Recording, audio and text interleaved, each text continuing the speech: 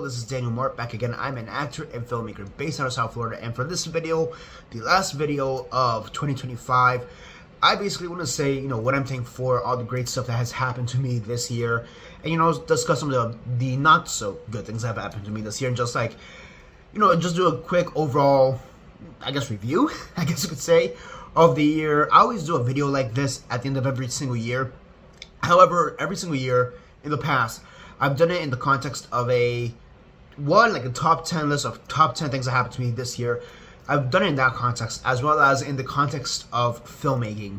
I think last year I may have touched upon some personal stuff, but this year, since I basically took a step back from filmmaking, if I were to do a top 10 things that happened to me in filmmaking, I wouldn't have a top 10 list. Straight up, I'd probably have a top maybe 5, if that much, if I'm being honest with you. Yeah, so here, I'm just going to talk about just some stuff that happened to me this year, almost like a year in review, and how I feel blessed by it, and like how it's changed me this year, and just gonna do a year in review type of video, and what I'm thankful for this year.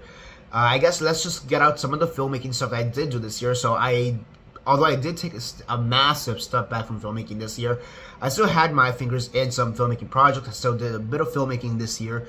I think the biggest thing to come out of that is the fact that I did help my brother Jeffrey Crichton. He is right now is in post-production and editing, but he was doing his first feature film called Keys, and I'll be honest, I thought he was a director originally, and I guess not. He's really just a producer. So first feature film in some kind of context.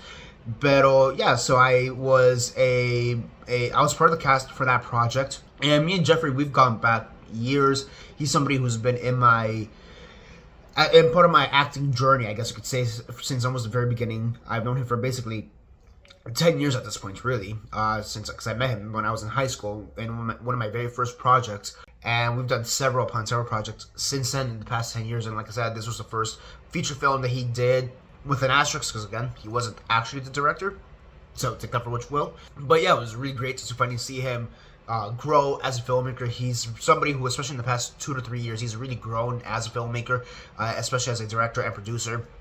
He's done a bunch of other films.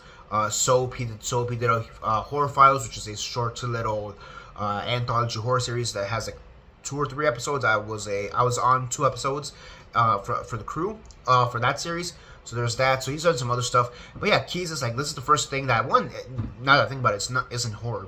So there's that. But it's a feature film. And honestly, me getting on this project was kind of a hassle, if I'm being honest with you, because just the timelines never matched up. Like when he was available, I wasn't available. When I was available, he wasn't available, or he just didn't need me anymore at that point. So it's one of those things that I initially didn't know what role I was gonna have. But at the end, we landed on a henchman, like one of the mafia gang members, one of their underlings, one of their bodyguards, something like that. And yeah, it was pretty cool. I really liked it. I'm not going to mention much about it now. I think it comes out early next year, like in the first couple months of the year, so sometime between January and April. I'd be willing to guess is when it comes out, but all I'm going to say is that I kind of kept a running joke within my own filmography alive, even in that project. I'm not going to mention what that means in this video. I guess we'll just have to watch the movie whenever it comes out and find out what that means. So there's that in terms of the filmmaking. Past that, I really didn't do anything really major filmmaking. I still had some of my own short films that are doing their film festival circulation. Honestly, I think by this point they're all done. Festival Angelique is the last one, and they literally just ended right now here at the tail end of December. So I think as of now, all my films have finished their campaign run, the festival run. If anything, maybe Captive has something that I'm unaware of through Alejo, which is the other producer of that project. So maybe Captive has something going on every here and there. But as far as I know, all my filmmaking projects are officially done for. And yeah, I mean, honestly, for me, that's kind of a huge weight off of me. It's one of those things that I've been in the festival circuit since for about basically 5 years, essentially, or maybe 4 or 5 years, since 2020, maybe late 2020, maybe very early 2021. I want to say whenever I finished Corner, essentially, that's when I started doing it. And I'll be honest, the first couple years, like from like 2021 going to 2022, maybe into early 2023, I liked the festival circuit. But after a while, 2024, I just kind of felt like a hassle. And this whole year, it's one of those things I kind of didn't even care. This is the first year I didn't submit to festivals at all, like straight up. All the festivals I submitted to Captive, I submitted them last year in 2024, not this year. Again, Alejo may have submitted one of two things every here and there this year, but not to my knowledge until he tells me, by the way, we got accepted into this festival, and I'm like, oh, okay, cool, sure, whatever. So yeah, outside of filmmaking with Keys, with Jeffrey Crichton, and then my film festival run, I haven't done anything really this year that's film festival or film centered. I didn't go to any events, which is, I mean, the last year I didn't go to any events was 2022, I want to say. So it's been a couple years, and honestly, it's been a massive weight off my back, just like not focusing on filmmaking at all. I'm pretty sure at the end of last year, I did a few videos where I discussed my lack of love, I guess, or like my how I've been burnt out by filmmaking in general, and how this year I was gonna basically take it and basically not do any filmmaking, or basically not do any filmmaking aside from some few prior engagements like Jeffrey's projects and like these film festival stuff. And honestly, I think it's been for the better. Like, I really don't care. No, that's a lie. I did go to one event. What am I saying? I did go to one event very early in the year for a screening, for a premiere for one of my films. So that was very early in the year, back in February. But yeah, it's outside of that one thing, I haven't done any film events. So, but I did do one, now that I remember. But like, it's one of those things, like, and even then, I remember going to that event, and I just, I felt passionless in a sense. Like I did an interview for it with Angela Adrenoche. I did an interview with her, and maybe I posted the interview here, maybe not, I don't remember right now. And it's one of those things, like, I maybe you can even tell in that interview that I'm just not fully there anymore, if I'm being honest with you. I don't want to say it sucks to say it, but because honestly, it doesn't really suck. This is the way my life has kind of turned. Yes, I still very much like movies, cinema. Of course, this is my channel. You guys know what I'm about. But I think filmmaking is just not something I am destined to do anymore. I have toyed with the idea of maybe stepping in a little bit back into the industry next year, but not go full force as I was all the previous years, back in 2024, 23, 22, X, Y, and Z. So maybe that's this thing I could do next year, where maybe I dip my toes a little bit more. But even then, for next year, as I see it now, I only have one film project that I'm going to be doing, again with Alejo. That's a feature film. And I have a role in that movie, a supporting role. It's not small. It's not too small, but it's not too big. So, when the time comes, and I'll film that, sure. But outside of that, I don't see me having anything else to do filmmaking-wise, not that I can think of. With just that alone, I'm happy. There may be one premiere I may go to support a friend, or two premieres, one for Keys, for sure.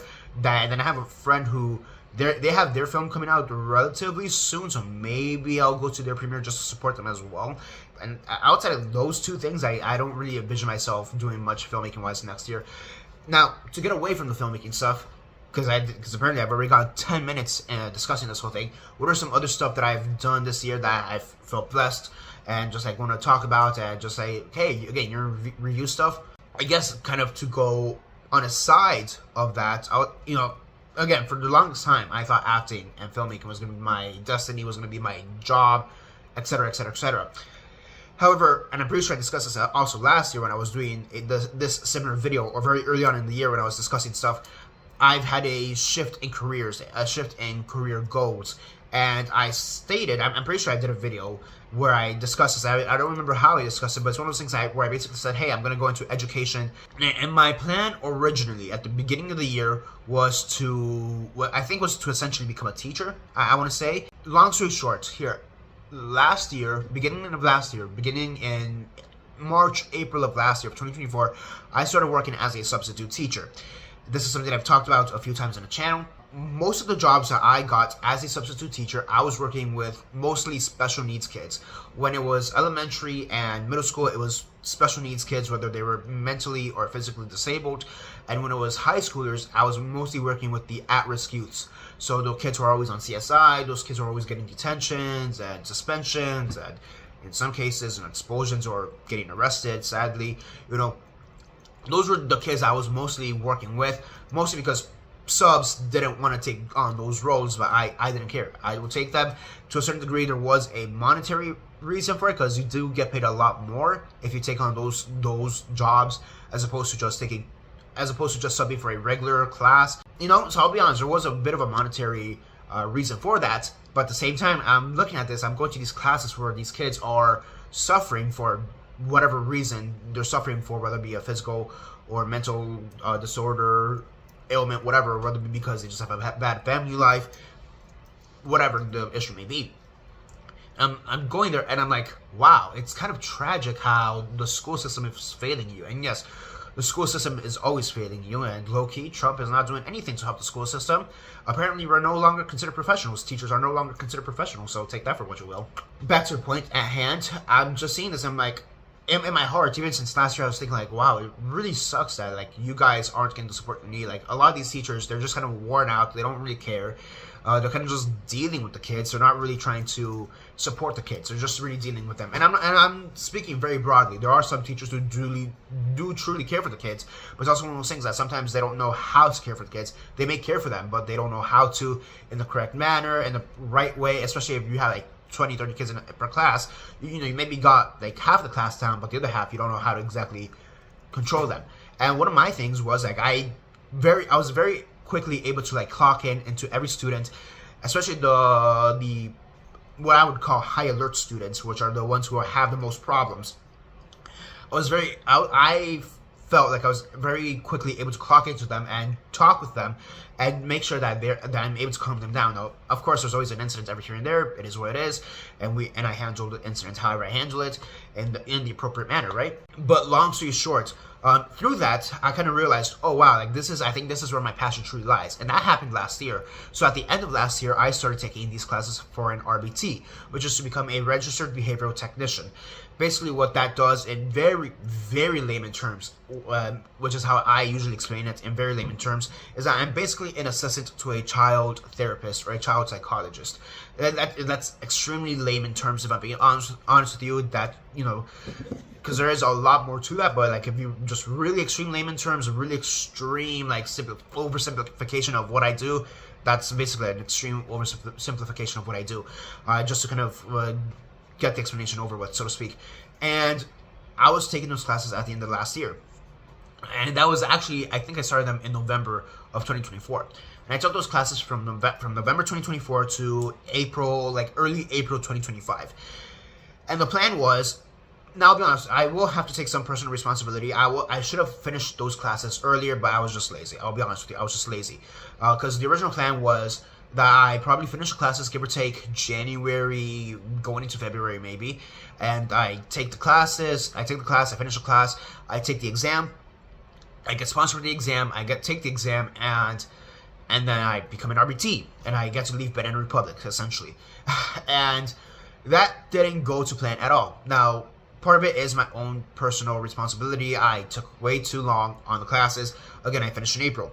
However, at the beginning of the year, which is something I will discuss a little bit later down the line, I had a personal tragedy with my father. My father got cancer, and because of that, I had to kind of take care of him. So it's one of those things that, because I was taking care of him, I couldn't focus on actually now getting my RBT license. It's one of those things that I kind of put that on hold and focused way more on taking care of my dad, especially now that we're going through this trying time with his cancer.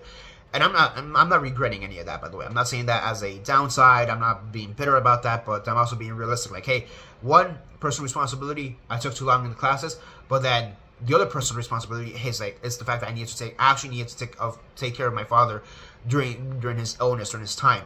And I'll talk more about my father in a bit, but just to kind of finish up this whole RBT job career side of the year in review type of part. Basically, I just recently got the RBT license. So halfway through June, July, basically in the summer, is when I was finally able to start going back and looking to be sponsored to get the RBT license. Because that's the thing, you need to have a company that sponsors you, and there's a lot of scams out there. I'm not gonna lie, I did fall for a scam at one point, and I lost some money because of that scam. I'm gonna be completely honest with you. And the way you get scammed essentially is that they tell you, hey, pay me X amount of money, and I'll write the report for you, so you could just bypass. You could bypass part one of the exam and just go directly into part two of the exam. And at that point, that's up to you. If you pass or fail, who cares? But I got my money. And the reason people bypass part one, which you shouldn't, but the reason people bypass part one is it's because it's the easiest part of the exam process to forge. But here's the thing: you need to take part one of the exam properly, because there's a certain list of documents that if you pass part one of the exam, you get those certain list of documents that helps you verify for your license at the end.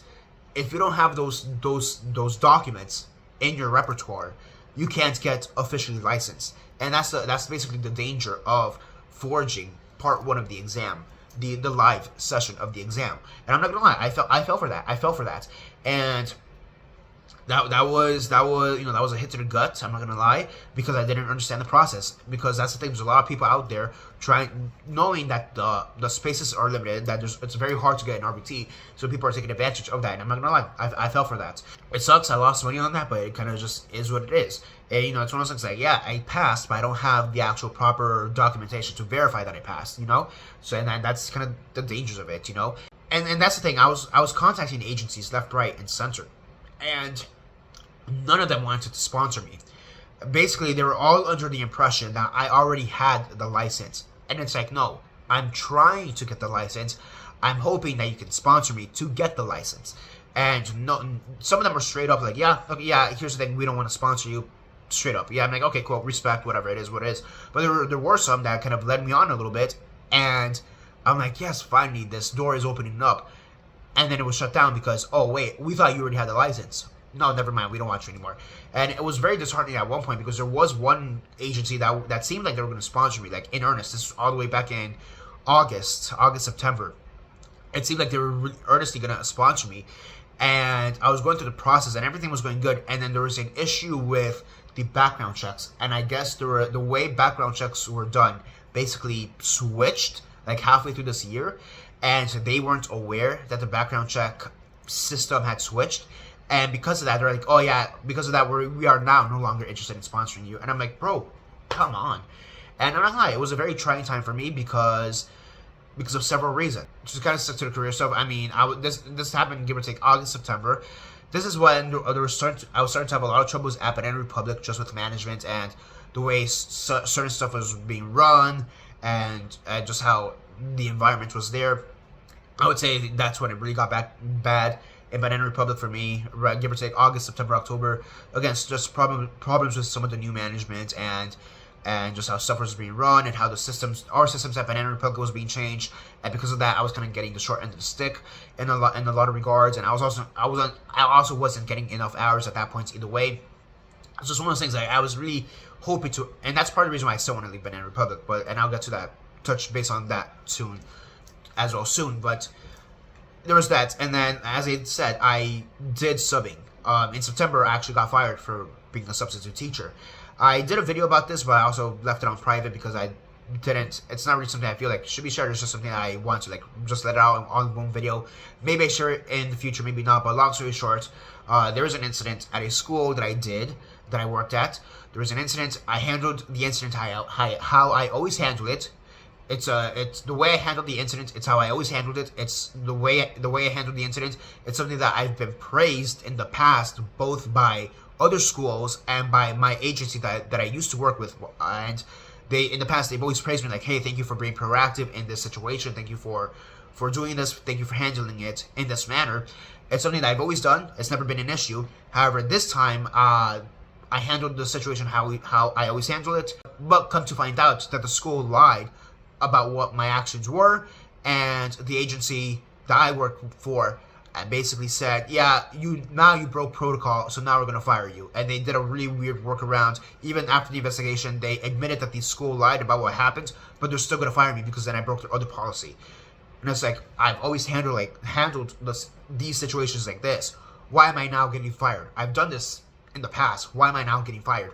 And it really comes down to the fact that the school lied and they just wanted to keep their contract with the school. So that happened. That all went down in August, September. So between me getting fired, between me not getting enough hours at Banana Republic, between me also leaving Trivia Nation back in June, July, and I'll get to that soon as well. But because of all these stresses, and I'm not gonna lie, I was overspending a little bit during this time too, more than I should have during this time too.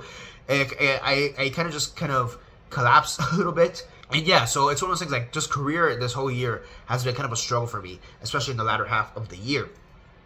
But back to the RBT of it all, before I go on to the other career stuff. So it's one of those things where I leave Trivia Nation, give or take June, July. I stopped being sponsored by this agency in August. I got fired in August. I stopped getting hours in September. So like within the span of 2 months, like I basically all my career goals or my prospects, whatever, like rapidly shrink essentially. And I'm not gonna lie, I was lost for a bit. And it's one of those things that I should have held closer to the Lord. I'm not gonna deny that. I'm not saying that I walked away, so I'm not going that far. But it's one of those things I just didn't hold to him as tight. I wasn't reading my word as much as I should have. I wasn't praying as much as I should have, and being as proactive as I should have when it came to the Lord. And it wasn't honestly until late October, early November, I want to say, that I kind of realized that, woke up, so to speak, and tried to get more realigned with him at that point. And from that point on, job-wise, he has answered. He has been faithful to me. And of course, vice versa, I've been faithful to him.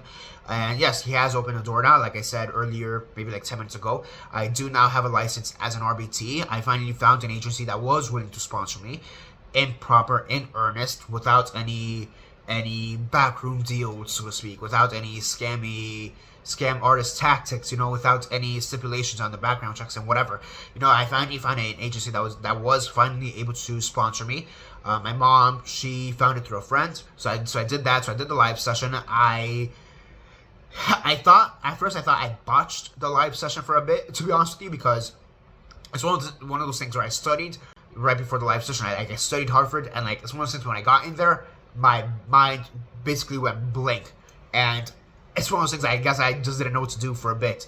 So for a second I did think I botched it, but thankfully I passed the live session. And then 2 weeks ago I finally took the test, the sit down, multiple answers, A, B, C, D test, whatever, and I got the license for it. I'm officially a licensed RBT. That video for the RBT stuff, that'll definitely come out in the next year. I mean, I'm probably gonna post this on the 31st, so that's definitely gonna come out next year, next month, whatever. And yeah, I want to release that video once I'm finally hired as an RBT, essentially. I just want to kind of take you guys through that journey. And I discuss more of these struggles in that video as well, by the way. But yeah, just talking about some of the other stuff. Like I said, I got fired from being a sub. And I'm not going to lie, that really hurt me, because it's, again, like I said, it's one of those things where I did what I always do. I did the right thing. I handled the situation how I always handled the situation. I handled the situation in a manner that I've always been praised for. And then it really sucked that this school that just lied about what happened. And what hurt most is the fact that my agency, at the end, they were like, yes, we agree that they lied, but we're still going to fire you. And it's like, really? And I'm not going to lie, for me, I kind of realized something. My original plan was this. Back in August, this was my original plan. Work at Banana Republic from, let's say, August to about halfway through September, right? We'll still be working at Banana Republic while I do subbing. Now, I was going to take this semester to really focus on subbing. Wake up in the morning and try to get a job every Monday, Tuesday, Wednesday, Thursday, Friday, If I happen to work at Banana Republic, let's say on a Tuesday, sure, I'll work at it, but I still have Monday, Wednesday, Thursday, Friday, Because again, I wasn't getting that many hours at this point either way, so it doesn't matter. And I wasn't really at a high season. So my plan was to work as a sub in earnest as much as I can for about a month and a half. If I see that it goes well for me, I would quit Banana Republic by the end of September and focus on subbing while still trying to become an RBT. That was my original plan. God had other plans for me, clearly, in that regard. And like I said, I will be honest, I wasn't holding to him as close as I should have during this time of struggle. And I'll be honest, September was a very tough month for me because of that. It was a very tough month for me because of that. And yeah, that's what I'm going to say to that. It was just a very tough month for me because of that. What I did after I got fired is that's when I really started to reach out again to companies, for agencies to sponsor me for the RBT. But again, I wasn't really getting that many responses up until basically mid-October when I finally got that one agency that to sponsor me in earnest.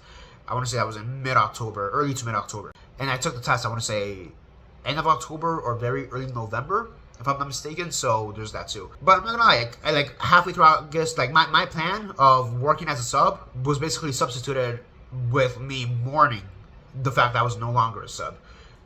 Essentially what it came down to.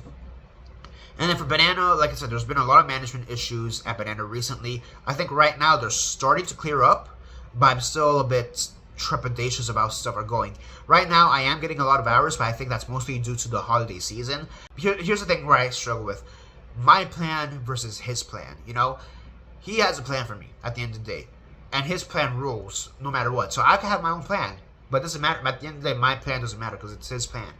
So I could sit here and say my plan is to like leave by the end of January or at the latest end of February and this, that, and the other. But you know, it's one of those things. And I talked with this with a few of my friends where it's, you know, what happens if you're actually stuck there to like May or June or you're stuck until like October again of next year? Like, what's the plan there? I'm like, I don't know. I'll have to figure that out, you know? Well, one thing I've been really trying to think about a lot now when I go back into Banana is just be thankful that I get to work. I'm trying to recontextualize it in that sense. I'm thankful that I get to work because there are a lot of people who want to work, but they're not able to work for X, Y, and Z. So it's one of those things where I'm trying to recontextualize it of, great, I have to come back to Banana Republic, and I don't like working at Banana Republic, and I don't like working with some of these managers, you know? I'm trying to recontextualize it from that to, you know, I'm thankful that I get to work. I'm thankful that, you know, these people, my other coworkers, they do like me. They find me funny. I'm thankful that I'm able to get good numbers on my sales. You know, I'm thankful for this. I'm thankful that I get to work, and that's how I'm trying to recontextualize it. Honestly, I'll be honest. I could do a better job at that. I'm not going to deny that part, but that's how I generally try to recontextualize it. And then just to go on Trivia Nation very fast because I did quit that, and I did do a video at the time just to kind of do a quick run through on that. Long story short, the Lord convicted me from stepping away from that job. That job was a very unsafe environment in the sense of there's a lot of alcohol in that. I mean, I was working at a bar, essentially. There's a lot of alcohol. There's also a lot of lust in that environment. You know, a lot of drunk girls. You know, people will be flirting a lot. And, you know, not to say that flirting is inherently bad, but it's one of those things that could definitely lead to stuff. And there's a lot of situations where women who either had a boyfriend or a husband or whatever have you would start getting handsy with me, or they would start getting really flirty with me, if you catch my drift, and they would want certain stuff, if you catch my drift, and that's just not something I felt comfortable with. It's one of those things I've never really felt comfortable with in general, but it's one of those things that now, as I'm more walking with the Lord, it's not really something that it's something that's I'm even more uncomfortable with, if that makes sense. And then with the alcohol, I mean, I've never been a big drinker, but it's one of those things like that temptation is always there, and I don't want anything to be tempting for me. And, you know, all respect to my coworkers there, but there's just some stuff that we were starting to disagree with, and in lifestyle choices and stuff like that. And it's one of those things that I want to be around people who are equally yoked, generally speaking. You know, you can't be granted you can't always be equally yoked with everyone, especially in a secular world, you know? In a worldly world, in a secular world, you are going to encounter people who are not equally yoked, who are not walking with the Lord. But it's one of those things that when you're working so close with somebody, this is a person who I've known for several years. On top of that, he knows where my beliefs are now. Like, it's one of those things I told him straight up, like, I don't agree with some of the stuff he's doing, and I just need to walk away from that. And, you know, it is what it is. We've been in contact a few times over here and there, but past that, that's about it.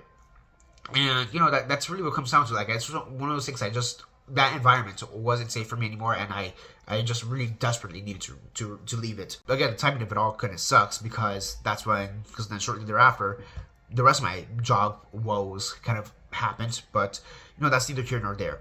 And then earlier in the video, I did mention my dad. So, yes, my dad had cancer, better said. He had leukemia.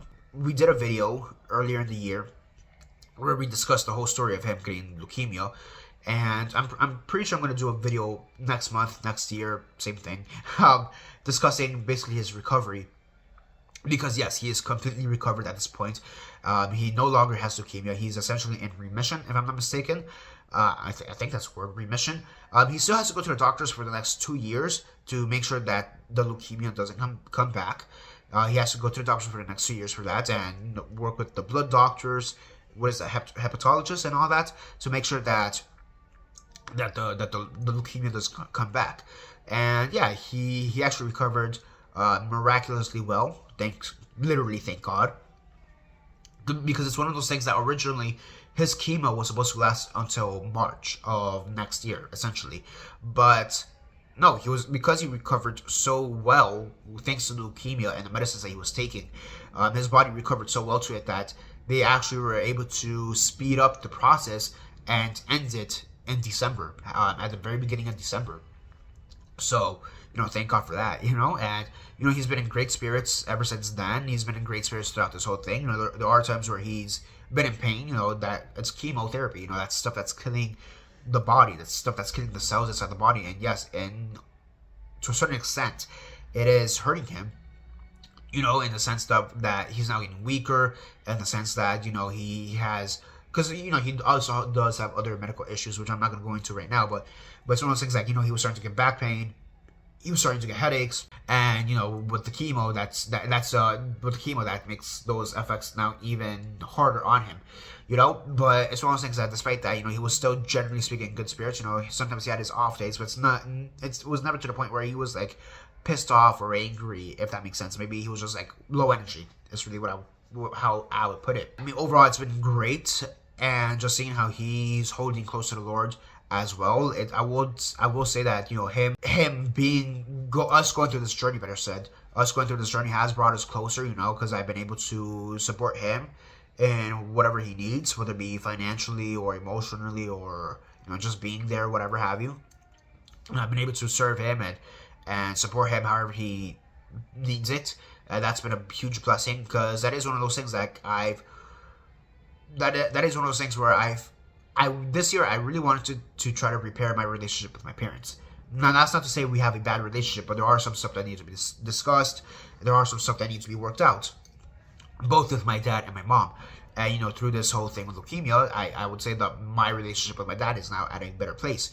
Now, I'm not going to lie, I do think it could still be at an even better place, but that's something we could work on next year, And then just to discuss with my mom, I think me and my relationship with my mom now is even better than it was even at the beginning of the year.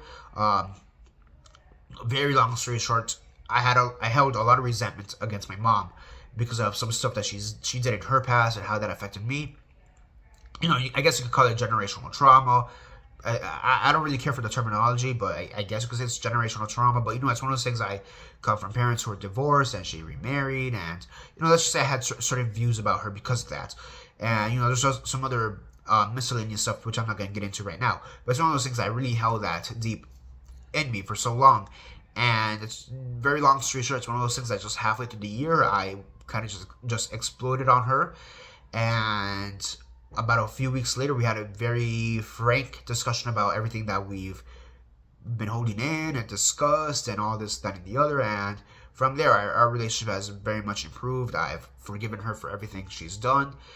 And I really, at this point, I hold no ill will towards her. That's the God honest truth. I hold nothing against her anymore. Unlike how I felt about her even a year ago. Even a few months ago, it's like 6, 7, 8 months ago, because again, that happened around June, July, I want to say. So, that's been a huge blessing. I think that really hits everything. Like this whole video, I think that just hits everything I needed to talk about. Careers and family stuff. The last real thing I would need to talk about would be friends, my friendships with people. And yeah, my friendships are good. They've been able to grow. I can't really complain about any of them. There are some friends where we did need to have a few frank discussions throughout the year, whether it be about stuff I've done, whether knowingly or not, or stuff they did knowingly or not, and that did help us grow. But yeah, overall, I think my friendships with everybody that I know, all my friends at church, primarily, those have really grown properly, and I'm really thankful for that. I think we all have a good community, a great union of friendship and all that, great fellowship time. I really feel like it's gotten very stronger and stronger, like by every passing day. And it's just very great to be there with the brothers, with the brotherhood of guys, and even with the girls, just being there and able to talk with them. It's always been great, that whole community at Calvary. It's been great. It's just very great. And yeah, just being able to serve. that's really where it comes down to. As for next year, I mean, I'll do a video next year for next week, really, about, hey, here are my goals for this year. Here's what I want to do this year, and just kind of go from there. But yeah, for this year, as a reflection of what this year is, that's really it. That's basically the best way to split it up between basically career stuff and personal, family, and friend stuff. And it's been great. It's been great. There's been a lot of blessings. Again, there's been some tragedies, so to speak, like my dad's cancer diagnosis, me getting fired, for example. Those were tragedies in a certain sense of the word. But even then, it really comes down to me holding close to the Lord. And I'll be honest, there are times where I should have held closer to Him. There are times where even I knew that I should have held closer to Him, but I was being disobedient and didn't want to do that. But at the end of the day, I've gone through these journeys. And now I know that, okay, for this next year, my main priority for next year is to let me really hold close to the Lord. So yeah, we'll talk more about that next year, next week. Same thing next month in that video for what to expect from me in 2026. And yeah, that's basically it for now. Right now, at the tail end of this video, I'm gonna drop a few verses, Bible verses that really impacted me this year, so you guys could also be hopefully impacted by it and be inspired by it.